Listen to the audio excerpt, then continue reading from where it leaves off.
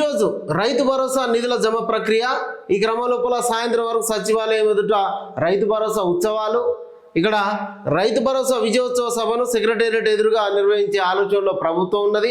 అదేవిధంగా అన్ని మండలాల లోపల ఈ రైతు భరోసాకు సంబంధించి ఎకరానికి 6,000 రూపాయల చొప్పున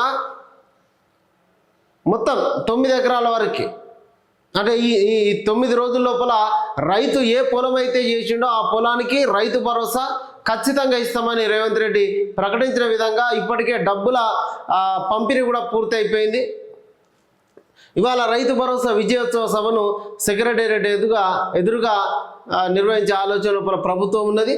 అట్లనే ఈ ప్రక్రియ కూడా మొత్తం కూడా ఇవాటితోటి అందరూ రైతుల అకౌంట్ల లోపల జమ అవుతూ ఉన్నది.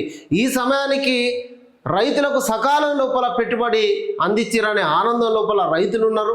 దీన్ని ఒక పండుగలాగా జరపాలని చెప్పి కాంగ్రెస్ పార్టీ భావిస్తూ ఉన్నది.